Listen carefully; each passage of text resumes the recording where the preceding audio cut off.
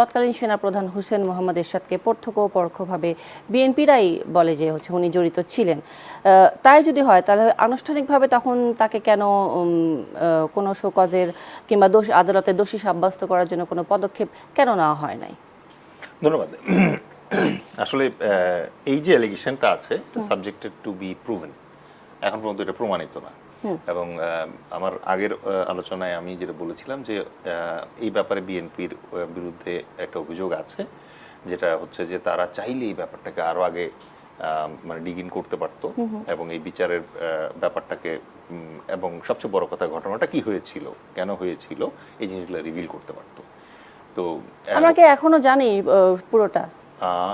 এখন পর্যন্ত মানে পুরো ঘটনাটা ওভাবে জানা যায় না, বাট আমি আপনাকে ছিন্ন ছিন্ন যে ইয়েগুলো আছে, স্ন্যাপশটগুলো আছে, এগুলো একত্র করে একটা চিত্র দাঁড় করানো যায়।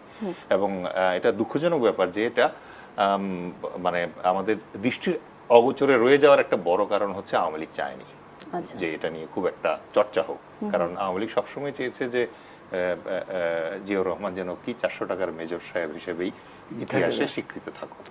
কিন্তু ফ্যাক্ট রিমেইনস, জিয়াউর রহমান হচ্ছেন সেই প্রেসিডেন্ট যিনি মূলত ভারতের যে কবজা সেখান থেকে বাংলাদেশকে বের করে নিয়ে আসার চেষ্টা করছিলেন। এবং খুব সংক্ষিপ্ত সময়ের ভিতরে তিনি কিন্তু পুরা বাংলাদেশে একটা পলিটিক্যাল মুভমেন্ট ক্রিয়েট করতে পেরেছিলেন। খুব সংক্ষেপে যদি বলি, যেমন ধরেন বাকশালের কারণে যেই রাস্তাগুলো বন্ধ হয়ে গিয়েছিল, যে সব দলীয় বহুদলীয় গণতন্ত্রের যে চর্চাটা উনি আবার ফেরত নিয়ে আসলেন। তারপরে উনি যেটা করলেন সেটা হচ্ছে মেরিটোক্রেসি বেসিসে, মানে মেধা ভিত্তিক একটা রাজনৈতিক পরিমণ্ডল ক্রিয়েট করার চেষ্টা করলেন। কিছু কিছু বক্তব্য তিনি দিয়েছেন যেটা নিয়ে এখনো সমালোচনা হয় যে I will make politics difficult for the politician, but then এটা কিন্তু পজিটিভলি ছিল, যেটা ওনার ছেলেও এখন করার চেষ্টা করতেছে। এখন দেখবেন যে আপনি এমপিদের যে বরাদ্দ আছে এটা পিএমও কন্ট্রোল করতেছে। তার মানে অ্যাকচুয়ালি উনি একটা চেক এন্ড ব্যালেন্স আনার চেষ্টা করতেছেন। কারণ হচ্ছে বাংলাদেশের পলিটিশিয়ানদের সবচেয়ে কম যে জিনিসটা আছে অথবা একেবারেই নাই, সেটা হচ্ছে অ্যাকাউন্টেবিলিটি বা জবাবদিহিতা। তারা নির্বাচনের আগে আপনাকে মনে করেন যে বেহেশতে যাওয়ার টিকিট বিক্রি করে দেয়, কিন্তু যখন আপনি বেহেশতে যেতে পারেন না তখন আপনি জিজ্ঞেস করতে পারেন না যে আপনি তো বলছিলেন বেহেশতে পাঠাবেন। এবার আসি হচ্ছে এই ঘটনায় জেনারেল এরশাদের সংশ্লিষ্টতার ব্যাপারে। বাট এরশাদের সংশ্লিষ্টতাতে যাওয়ার আগে যার প্রসঙ্গ নিয়ে আজকের অনুষ্ঠান তার ব্যাপারে একটু বলি, মেজর মোজাফফরের ব্যাপারে।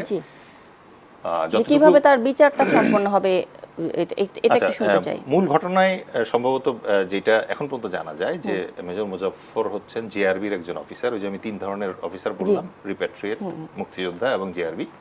এবং জিআরবির এই অফিসার সম্ভবত ঘটনা যতটুকু জানা যায় সেটা হচ্ছে তিনিই সর্বপ্রথম লেট প্রেসিডেন্ট জিয়াউর রহমানকে আইডেন্টিফাই করতে পারছিলেন রুমের ভিতরে, এবং উনি জেনারেল মঞ্জুরকে কনফার্মেশন দেন যে প্রেসিডেন্ট জিয়া ইজ কিল্ড।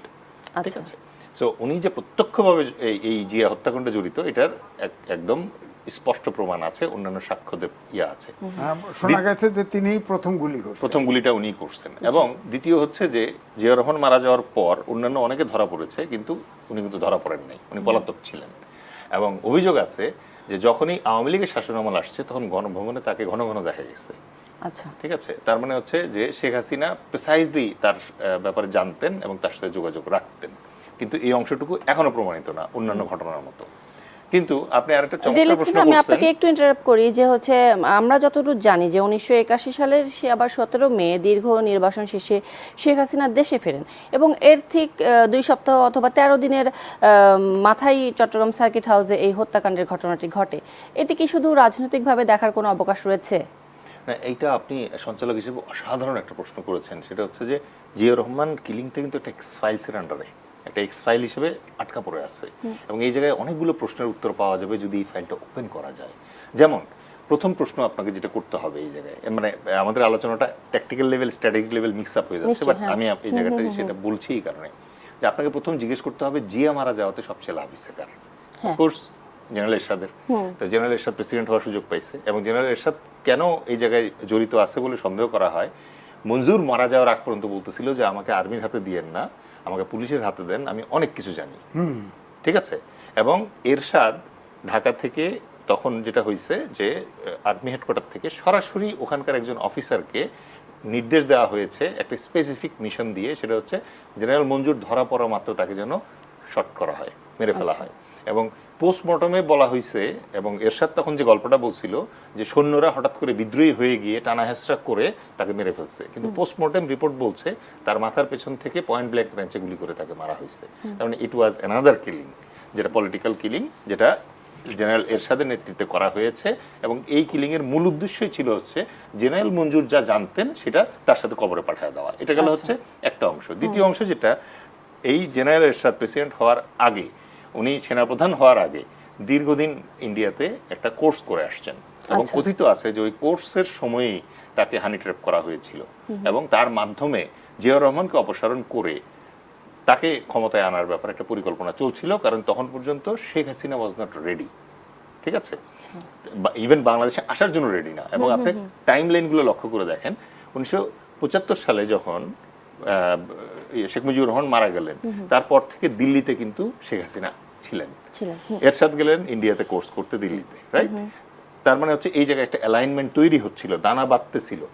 এবং এই অ্যালাইনমেন্টটা দানা বাঁধতেছিল এই কারণে, সেটা হচ্ছে জিয়াউর রহমান বাংলাদেশে হঠাৎ করে, তখন 5টা ব্রিগেড ছিল, সেগুলোকে ডিভিশন সাইজ দিলেন। ইন্ডিয়া তখন আপত্তি জানালো যে বাংলাদেশ যখন স্বাধীন হলো তখন তো আমাদেরকে এক ধরনের মুসলেখা দেওয়া হয়েছিল যে তোমাদের প্রতিরক্ষা আমরা দেখব, তোমরা হঠাৎ করে আর্মির সাইজ কেন বড় করছো? তখন জিয়াউর রহমান এটার প্রতিবাদ করলেন। তালপট্টির ঘটনাটা লক্ষ্য করে দেখেন, যেখানে একটা চর জেগে উঠছিল, ইন্ডিয়া এটা দখল করার চেষ্টা করছিল, জিয়াউর রহমান প্রোটেস্ট করছে।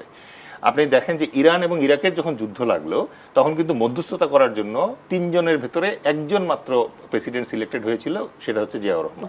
সুতরাং জিয়াউর রহমান ওয়াজ, মানে তখন সার্কের আইডিয়া দিলেন।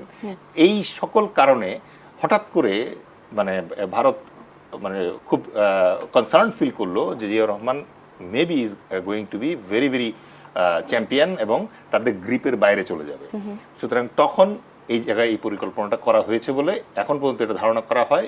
আমার ধারণা, এখন যদি এই মানে বিএনপি সরকার সঠিকভাবে এই জিয়াউর রহমান হত্যাকাণ্ডের ঘটনাটিতে আলোকপাত করে, তাহলে এর পেছনে জড়িত যারা আছে তারা অনেকেই বের হয়ে আসবে।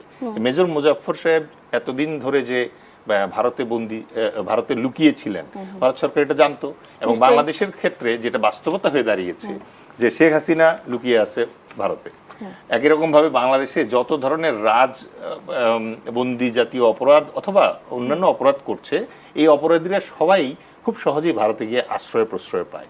কয়েকদিন আগে আমরা জানতে পারলাম যে 3 জন বাংলাদেশের এক্স জেনারেল এই মুহূর্তে কলকাতায় তাদের যে ক্যান্টনমেন্ট আছে সেখানে নাকি আছে। এখন একটা জিনিস বোঝা খুব জরুরি আমাদের জন্য, সেটা হচ্ছে এই মেজর মুজাফফর অথবা এই জেনারেল অথবা এই শেখ হাসিনা তারা কেন ভারতে প্রশ্রয় আশ্রয় পায়। কারণ এই অংশটা দিয়ে আমি শেষ করব, এবং এটা খুবই গুরুত্বপূর্ণ বাংলাদেশের মানুষের জন্য বোঝা। অনেকেই দেখবেন ভয় পায় ভারত বাংলাদেশকে আক্রমণ করতে পারে।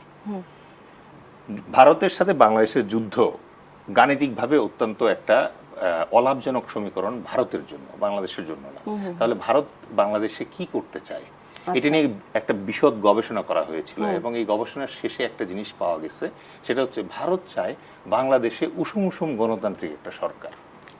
যেই গণতান্ত্রিক সরকারের ম্যাক্সিমাম এমপিকে আপনি একটা বাজেট দিয়ে কিনে নিতে পারবেন, তাদেরকে ব্ল্যাকমেইল করে কিনে নিতে পারবেন, তাদেরকে হানি ট্র্যাপ করতে পারবেন আপনি।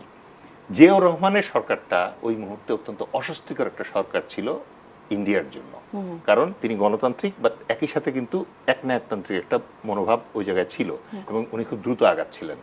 তো এই কারণটাতে এসে যখনই কেউ জিজ্ঞেস করে আপনাকে, অথবা আপনি যেরকম আমাদেরকে জিজ্ঞেস করতেছিলেন যে এতদিন কিভাবে সে ইন্ডিয়ায় লুকিয়ে থাকলো, ইন্ডিয়া যদি তার হাতে, তার কোলে বাংলাদেশের এরকম ভাইটাল ইনফরমেশনধারী লোকজনদেরকে পায়, তাহলে সে তো তাদেরকে ব্যবহার করবে।